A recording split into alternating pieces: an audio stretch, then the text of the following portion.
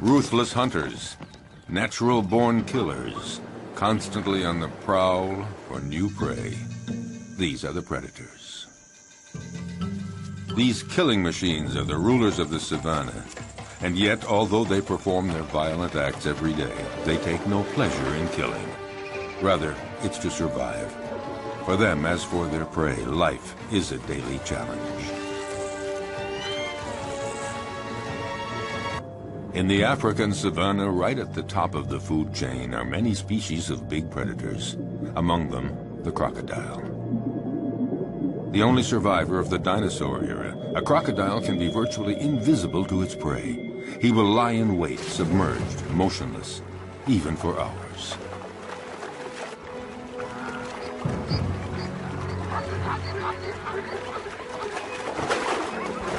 Fearsome, discreet, wily, he is perfectly adapted to life in the water and has the sinister reputation as the most dangerous killer in Africa.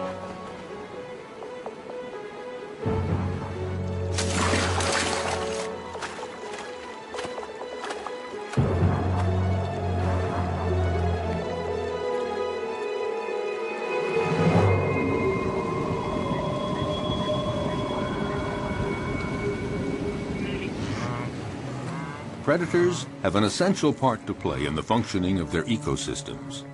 By congregating at places where their prey can cause pollution, they limit proliferation, sparing other species that are few in number. Predators as a group, in limiting populations, help to preserve species that might otherwise eliminate one another.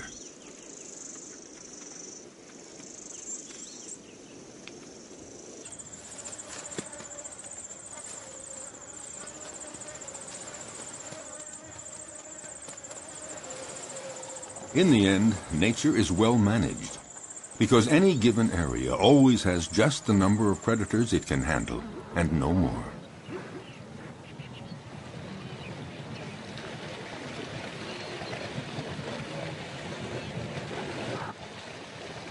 Each predator has its own way of hunting. Their strength and speed seem to protect them from many dangers, but their never-ending need for food, for survival, drives them constantly to keep hunting. Even when prey is abundant, chances of success are never sure. Often it depends on the strategy of the attack.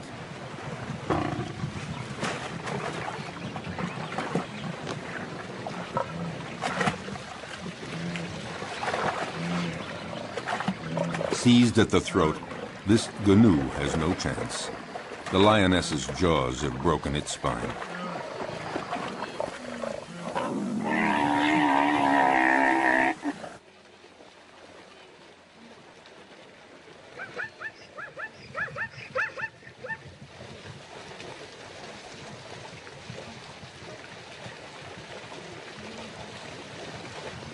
But the lioness can't lift her prey out of the water because the creek became too muddy during the dry season. She has to devour the animal here where it was killed, a rare practice.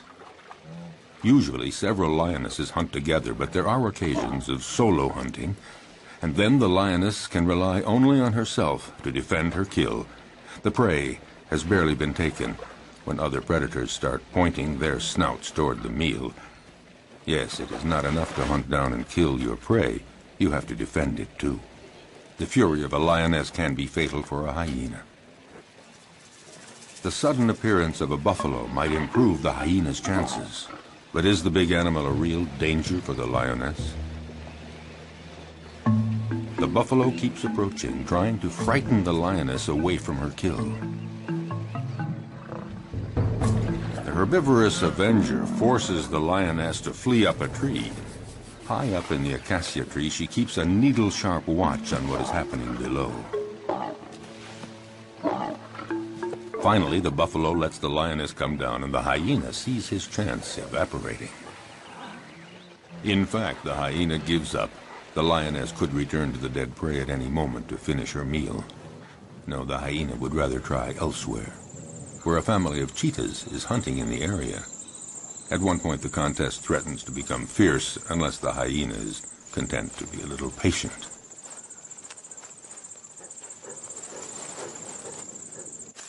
Why not let the fastest predator of the savannah do all the hard work?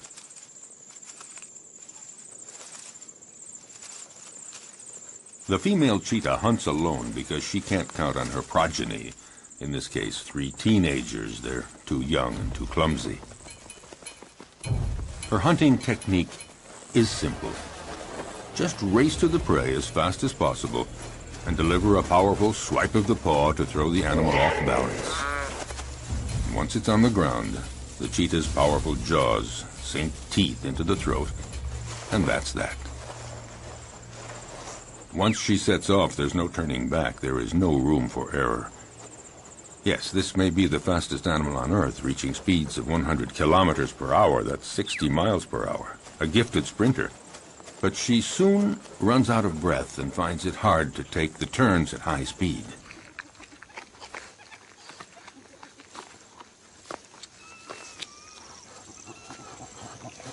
She expends so much energy all at once that she needs a breathing space to recover. And these are precious minutes. Because the hyena is on the prowl, and he knows that this is the instant to try something if he's going to steal any of the meat. The young cheetahs waste no time in munching off the first bits. The cheetah senses danger. But what can she do? These kids are too clumsy to make any sort of organized resistance.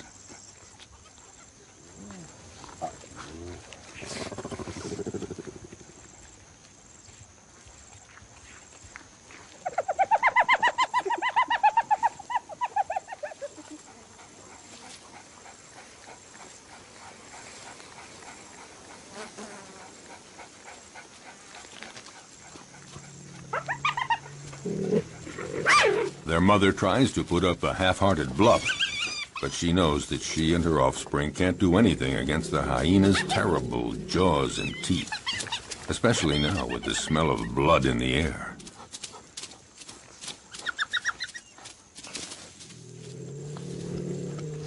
She doesn't even try to fight.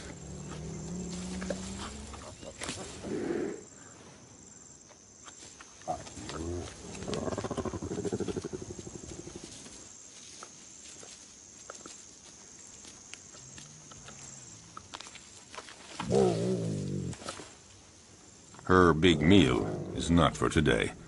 She's a spent force, and she knows it.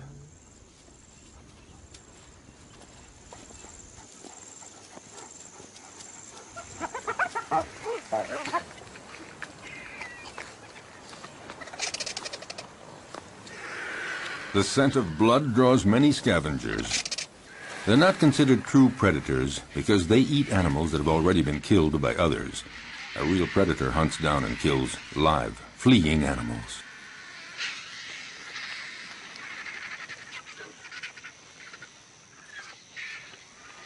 As for the hyena, his patience has paid off, and he can eat to his heart's content. And that is apt to be a quarter of his weight, nearly 20 kilograms, 40 pounds of fresh meat. Of course, the vultures might invite themselves to take some of it.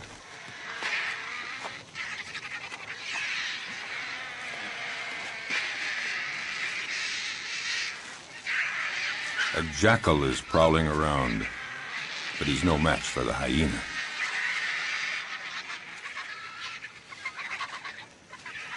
He, in turn, will find his meal someplace else, since the vultures don't seem to be in a sharing mood, not even to give a morsel. So he has to fall back on more modest prey.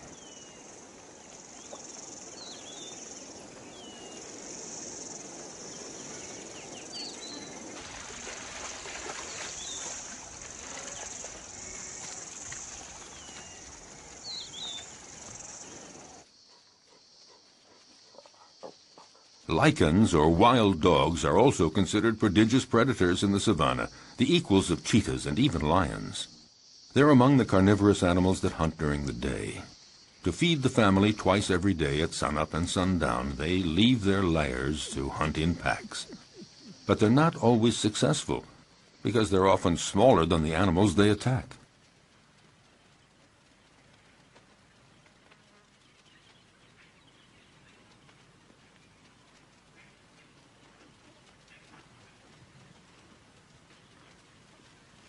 These creatures are classified between the dog and the hyena, and they're sometimes called hyena dogs. They drink very little, and their prey can be antelope, zebras, gazelles, and gnus.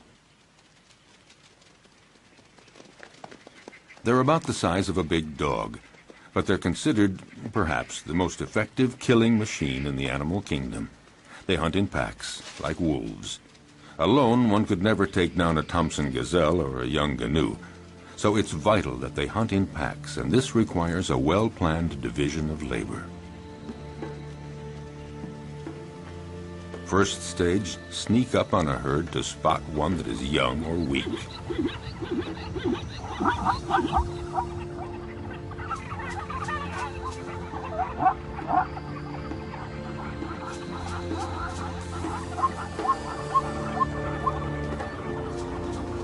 Next, chasing down in relays. They charge the herd to scatter it and isolate the victim. And when that one starts to flee, the wild dog at the head of the pack takes after it at speeds of 50 kilometers an hour, 30 miles per hour. Their strength is in their numbers. The chief directs the whole procedure, but actually getting the prey is seldom as easy as it first appears. They succeed in 2 out of 3 hunts. Zebras know how to defend themselves. Their hooves are hard horn, and they can use them effectively as powerful weapons against attacking predators.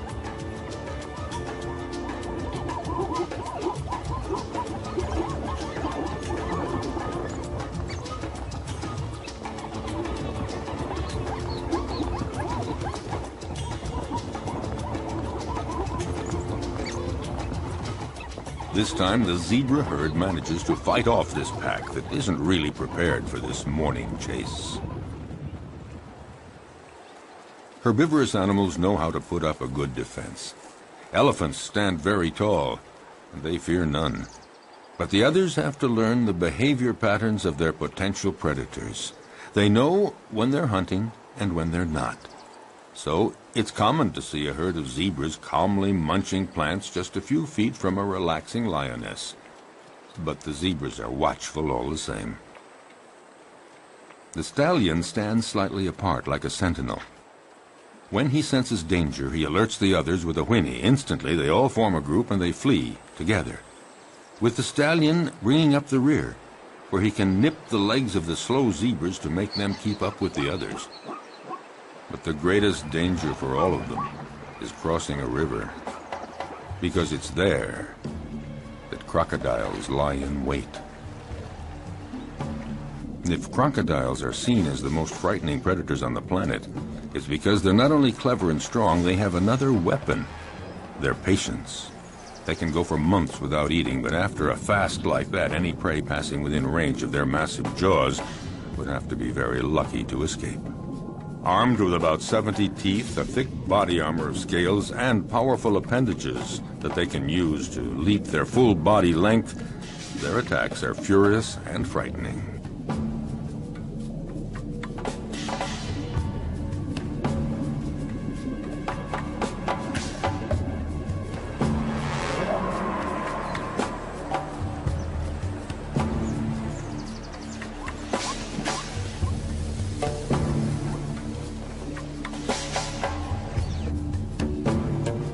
Their body submerged to surface level in a river or a pond makes them almost undetectable, just a part of the environment, until they surprise their victim.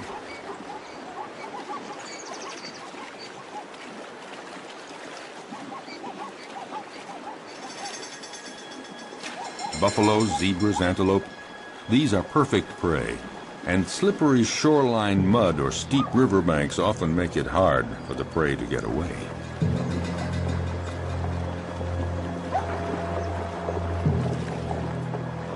A female crocodile decides to go after a young zebra that has been separated from the main group in the middle of the flowing water.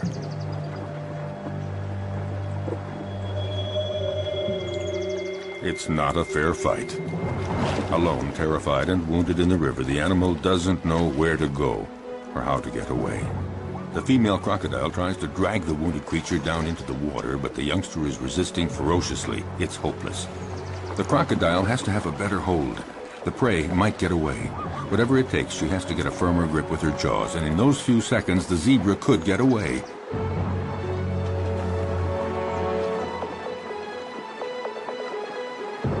Suddenly, the vise is loosened.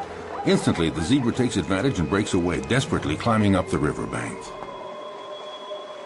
Exhausted by the violent struggle to stay alive, the young zebra has to rest. But lions are always prowling along the river, seeking new prey. The young zebra's minutes are numbered because she is wounded. And in the savannah, a wounded animal is as good as dead. Here at the river, the lions have this prey for the taking. In fact, they have a wide choice of animals that are fatigued from crossing the river, or sick or wounded, the ones that trail behind the herd.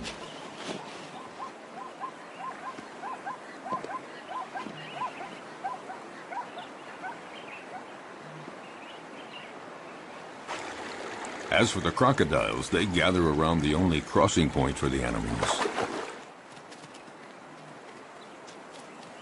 A zebra sounds an alarm to warn the others. But the crocodiles are well aware. They know all they have to do is lie in the water and wait. Sooner or later, the next grazing animals will give in to the strong temptation to cross. It might be Thompson gazelles, eager to find that greener grass on the other side. For them, crossing the river is a real adventure.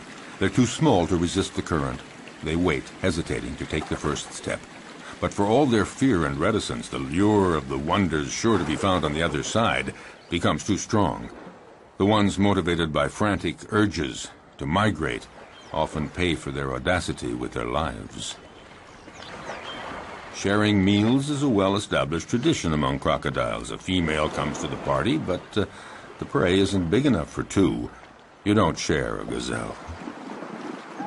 Resigned to this, the guest has only to reach the riverbank and participate in a crocodile's favorite pastime, the siesta.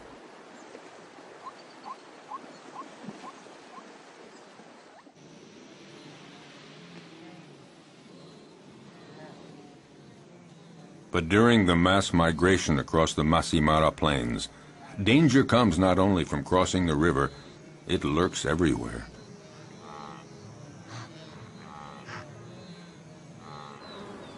A well-organized pack of wild dogs attacks a young gnu.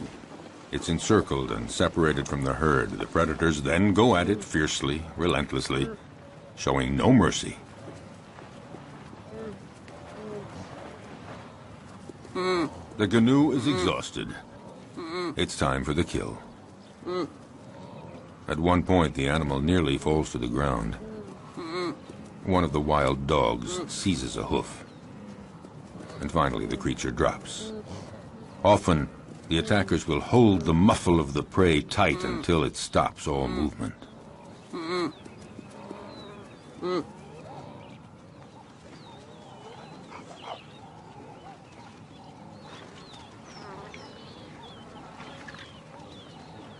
Now it just remains for the predators to share the meal. Back at the lair, a part of the meal will be regurgitated by the mothers to feed their young.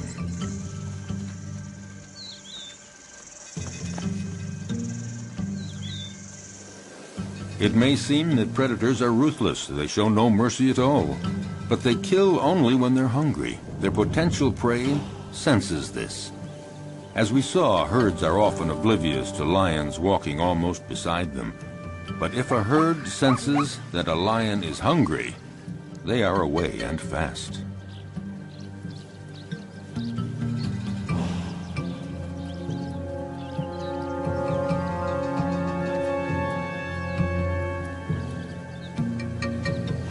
Yes, usually lions hunt in groups, or rather the lionesses hunt in groups.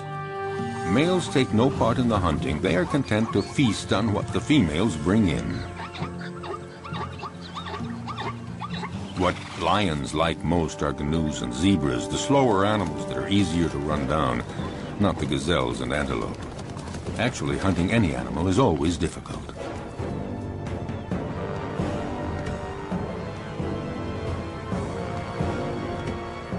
When hunting in groups, lionesses lie in wait, upwind, but one is stationed downwind. They wait for the right moment and then come out all at once, heading straight for the herd.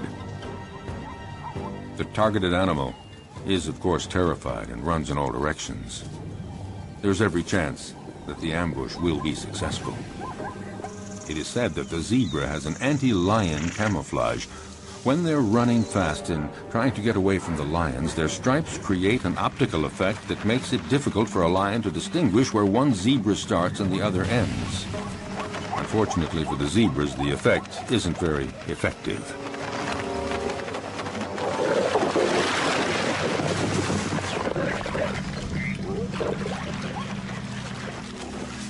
A lioness kills by strangulation, and it's a slow death.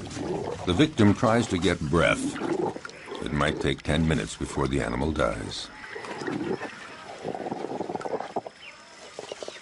The success score for females that hunt alone is fairly low. It's about 17%, one kill in every 5 attempts. This makes the survival of the lion cubs fairly uncertain. It's not surprising that they prefer hunting in groups. Today, the lionesses and the cubs are eating as fast as they can before a male comes along to take his share. When a male is present, he is always served first. But this time, Mom and the kids will have full stomachs.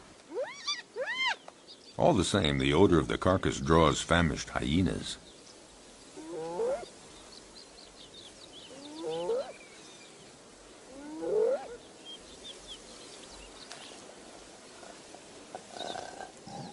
The banquet attracts envious neighbors. The hyena moves in closer, no doubt convinced that the moment has come to make his move. But the lionesses have no intention of letting him get away with it.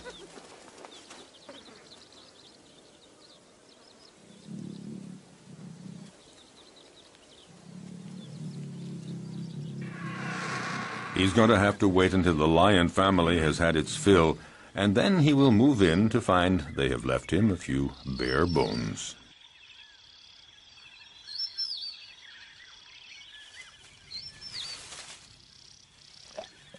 No, not much chance that the lions will leave much for the hyena. Well, if there's nothing here, the hyena has to resume a solitary quest. Why not seek out tender prey, fresh meat, for instance, an unsuspecting, defenseless baby cheetah? For out in the wild, hostile nature, the lives of the young, whether predator or prey, are often precarious.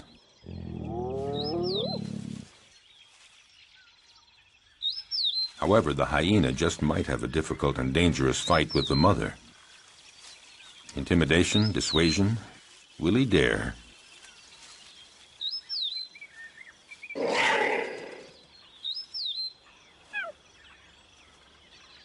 No, the risk looks too great. The hyena goes on his way and keeps on the prowl for other prey.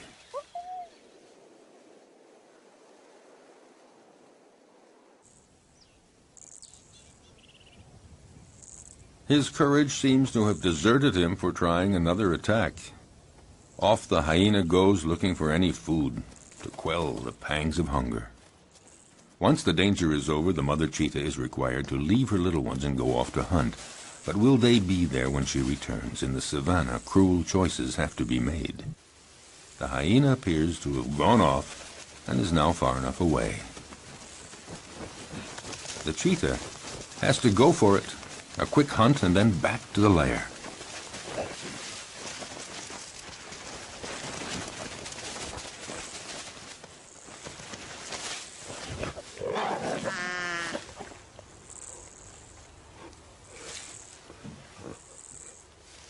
The hyena is watching all this.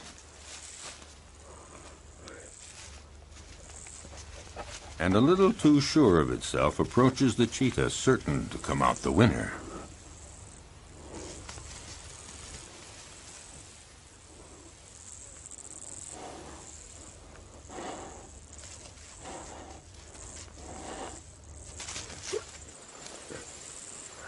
But just then, a new character walks on stage, one that was not expected, a lioness. This one is really sure of herself and determined to turn the situation to her advantage. Nobody dares attack her. The hyena and the cheetah are left on their own.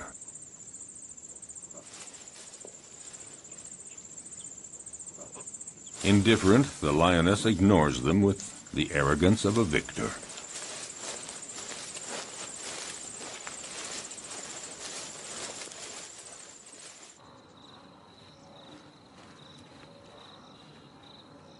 Vexed, the hyena, again, goes off to a safe distance. Out of breath, the cheetah isn't too sure that she'll have a meal today. She'd better just go back to her little ones, or maybe make one last attempt under the watchful gaze of the hyena, who more than ever is looking for his slightest chance. By now, other hyenas are present, curious to see how well the cheetah will do. With energy born of hopelessness, the cheetah begins a frantic chase in pursuit of a canoe, but she lacks conviction and is too soon out of breath.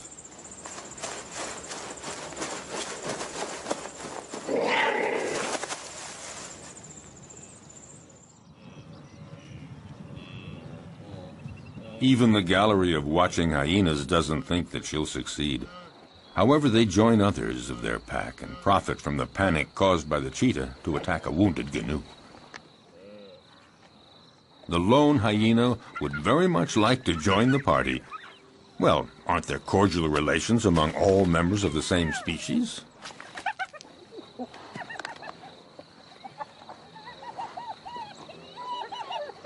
No cordial relations at all. A very strict social order determines relationships among individuals in groups of hyenas. The loner is not part of this group, so the dominant female directing the group chases him away in no uncertain terms.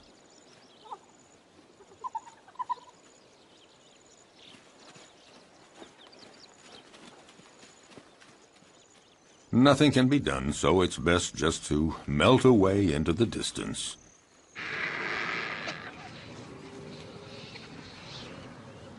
The dry season is drawing to a close, and carnivorous animals are finding less and less game, and they're growing weaker.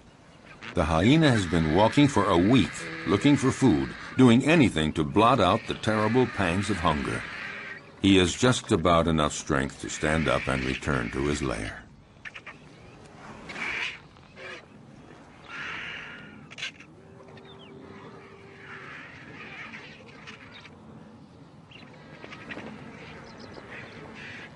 Oh, he knows the vultures are waiting for just one thing, for him to lie down and not get up. But hyenas belong to a species with incredible resistance. Gathering up all his strength, he sets off on his quest.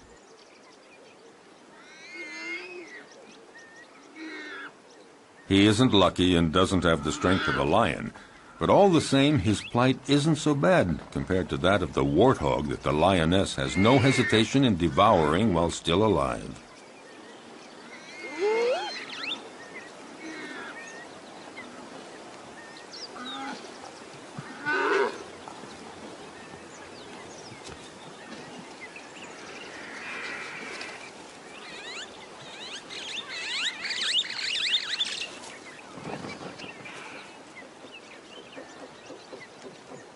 The hyena was right to wait around for a while. At last, there is a reward because the lioness leaves the warthog carcass after eating only the entrails.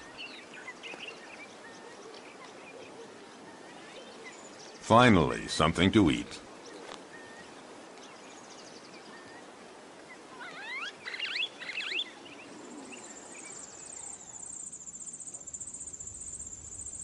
Even among lions, survival isn't always so easy, at least not for the cubs. They may be the offspring of the animal king, but their future is often compromised.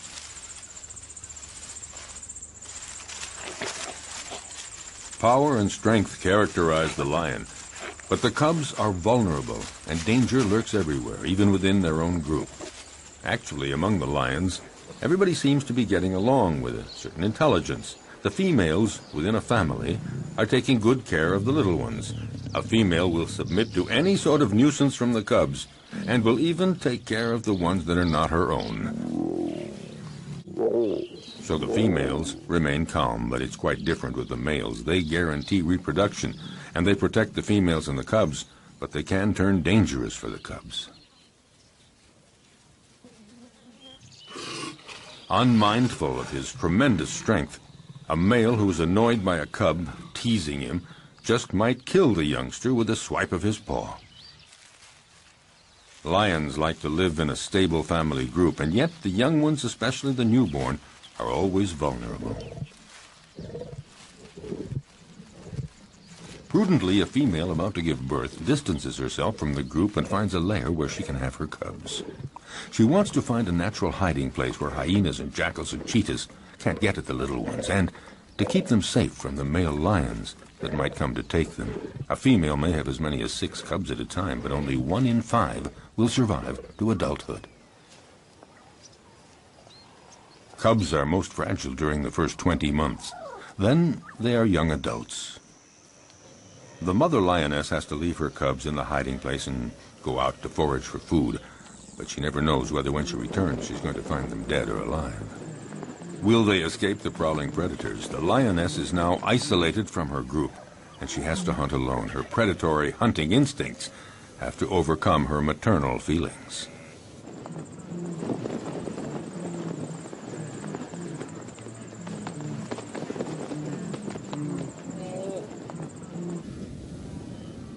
She must go off to hunt even though solitary male lions are prowling the area. They pose an enormous danger for the newborn cubs. If a male lion discovers them, he will probably kill them at once. Time is of the essence. The female must get back as quickly as possible.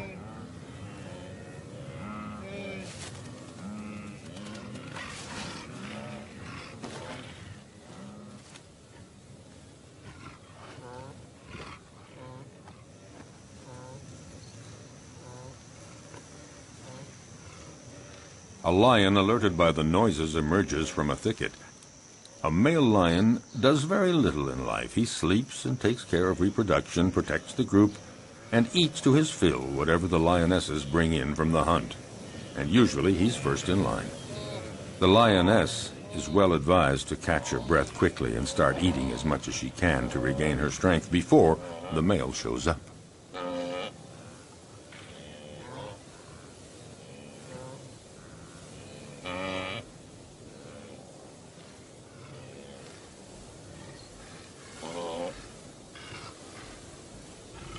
"5 kilograms, 10 pounds of meat every day. That's what every male or female lion requires for survival.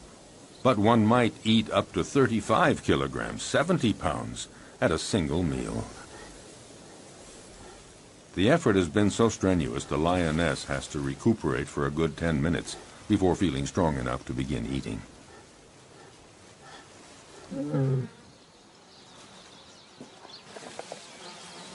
Drawn to the food, the male approaches the female. She submits because she knows the social order within lion groups. Males take first. Hence the lion's share, and here it literally means that he takes all the best pieces for himself, and he takes them before anyone else in the group. A male lion can be the most powerful predator of the savannah if he chooses. He's fearless. No animal would ever approach his killed prey.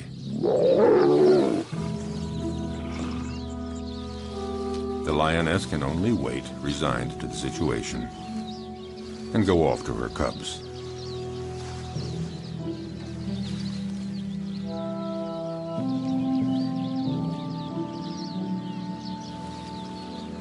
Returning from the hunt, the young mother lioness has to make her presence known. A cruel surprise awaits her. Her little ones had a surprise visit from a solitary male lion that happened upon them. Only 1 cub remains, but it's dead.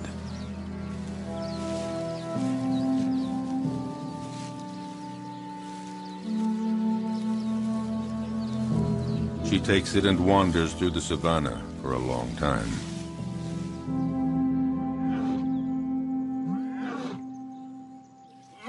Before she can bring herself to give up the cub's body to the vultures.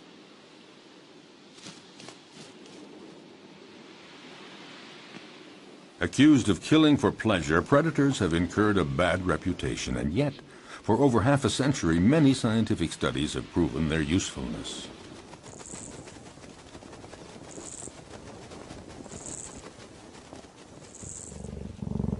A number of predators are key species that enrich their region and determine the structure of animal communities. They maintain a good balance between various species. Attempting to suppress the predators to protect nature is a mistake, because any place without predators is not a stable environment. On the contrary, it's an artificial habitat made poorer and more fragile.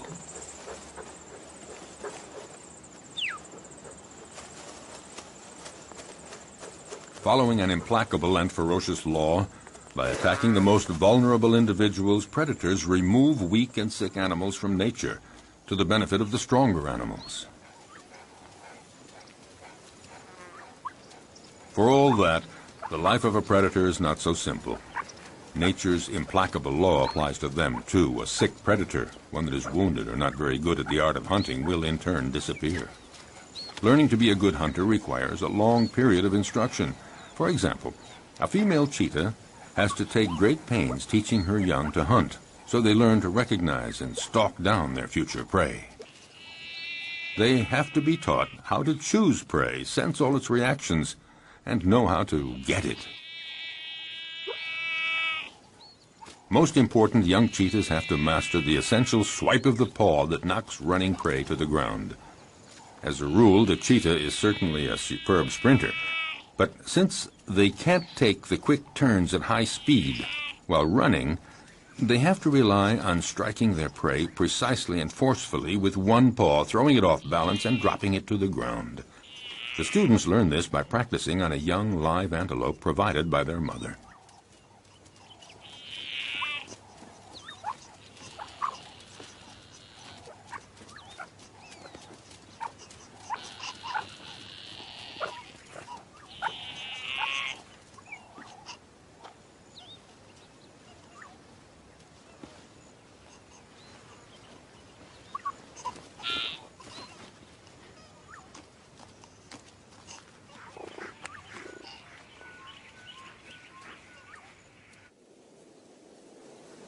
In the broadest sense, being a predator is feeding on other living creatures.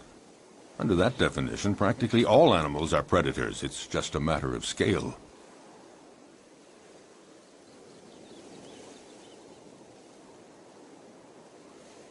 In the savannah, baboons are for the most part omnivorous, but sometimes they reveal themselves as accomplished predators. The males have no hesitation in attacking other mammals that they may encounter on their way.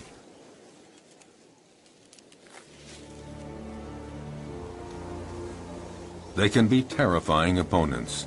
Their bite is awesome. A powerful dominant male has caught a small gazelle. He doesn't wait for the prey to die before devouring it, right in front of his underlings.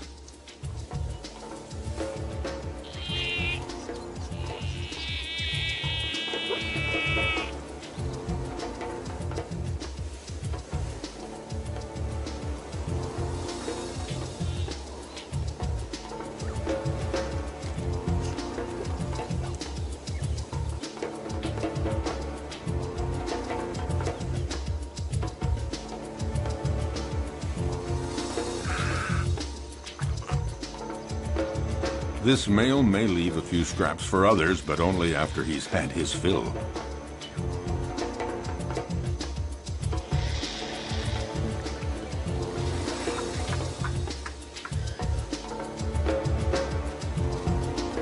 In the savannah, death is a part of everyday life.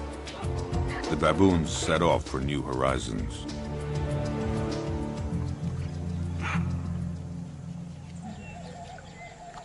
But predators are not limited to attacking weak herbivores. They devour other predators, and at every opportunity. Some animals are completely oblivious to the danger present along the riverbanks.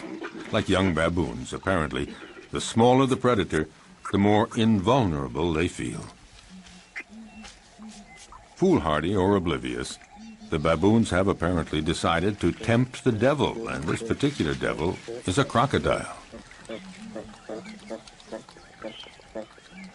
For the young ones, the game is approaching the riverbank as close as possible, but for the older ones, the most exciting provocation is in actually drinking from the river very close to a crocodile who's pretending to be asleep. It would seem that the one taking the greatest risk is matching himself against the most dangerous predator of the river. A youngster takes one chance too many and things get dramatic.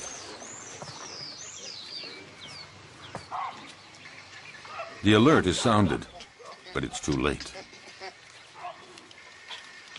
The entire group looks on helpless, seeing the young baboon in the jaws of the hungry crocodile.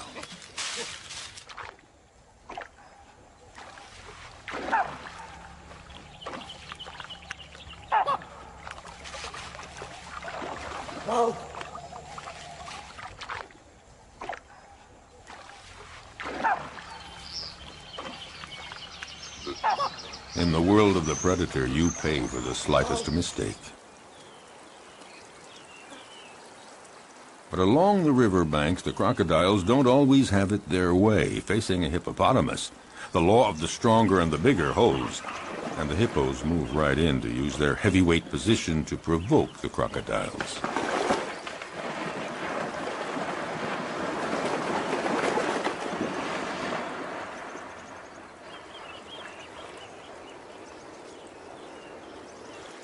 The hippos and the crocs live together in the river. The crocodiles may present no direct threat to the hippos, but all the same, they might go for a young, defenseless crocodile. Defending territory, provoking, hippos are quick to show disdain for the crocodiles as soon as they're big enough to intimidate them, and in response, the crocodiles feign indifferent. Even the youngest get in the game. On dry land, the adult crocodiles do their best to frighten the hippos.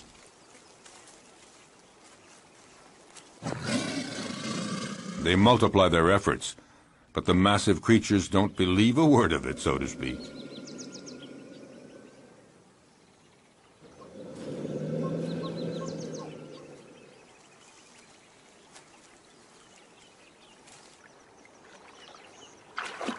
If duels between adults held on land seem not really dangerous for the combatants, it's not the same in the river, when the crocodiles are again in their preferred hunting ground.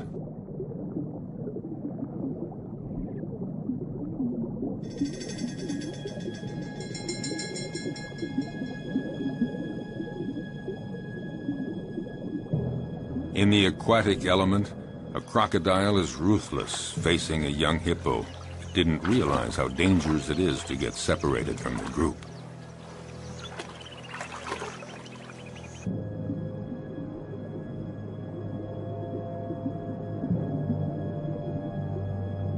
Cunningly, the crocodile approaches slowly.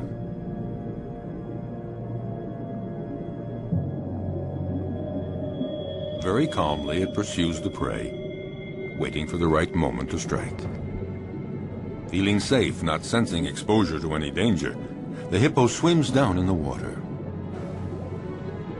And the crocodile glides effortlessly. He's in no hurry.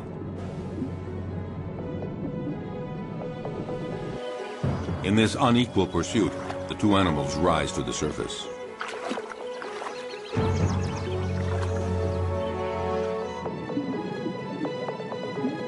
It only remains for the crocodile to pounce and pay no penalty.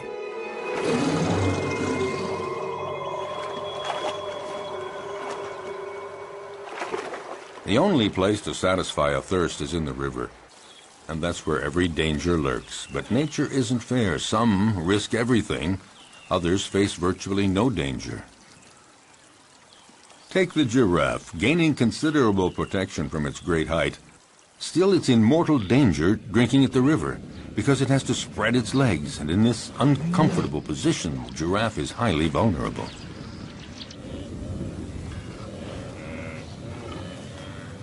If there's no shortage of game here, it's because every year the migration cycle of the herbivores of Serengeti conducts 1.5 million gnus and countless other animals across the Masai Mara Plateau to Kenya to spend the summer. Waterholes and the whole environment provide predators with a happy hunting ground, and these meat-eaters take full advantage. Nevertheless, the actual hunting is far from assured.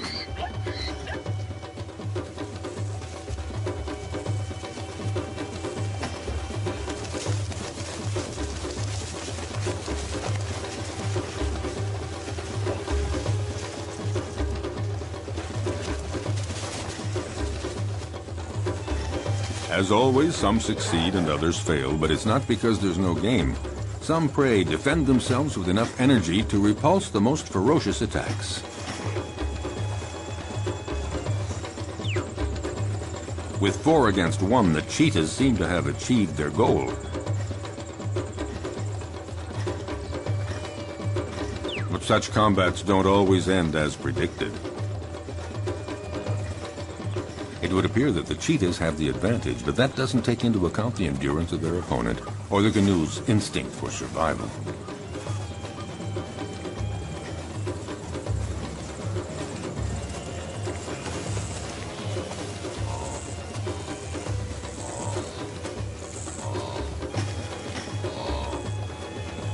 Despite the ferocious attack he has endured, will the gnu's stubborn refusal to give in result in his eluding his attackers?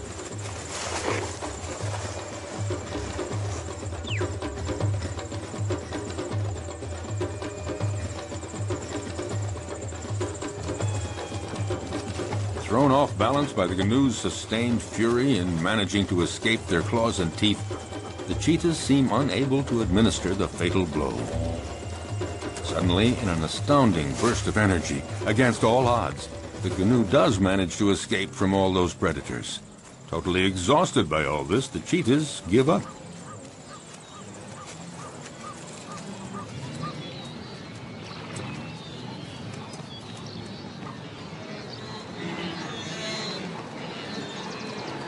In this immense jumble of thousands of gnus and zebras and gazelles, as we have seen, the most fearful moments of their long migration trek come when they have to cross the river.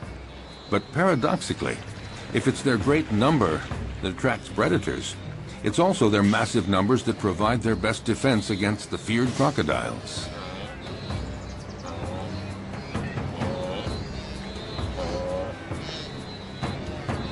The gnus throw themselves into the river, where the crocodiles await them to conduct them to their doom. But there is such a density, so many animals churning in all directions. In this confusion of horns and hooves, the crocodiles are confused, unable to find a precise target. Some of them even stomp on crocodile heads in their frantic, panicky movements.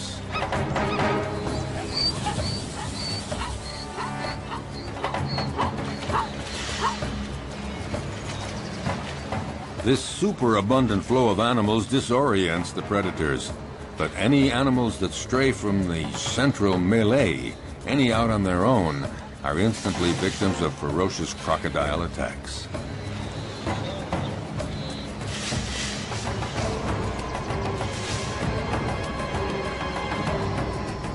The prey is seized in a single leap, the victim rendered rigid by the pain of the bite, held firmly in those massive jaws, and the crocodile begins to devour the animal.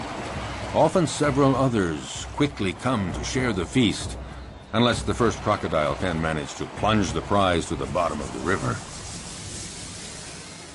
If there were not predators on the Great Plains of the African savanna, it would create a major imbalance in the proper development of the ecosystem.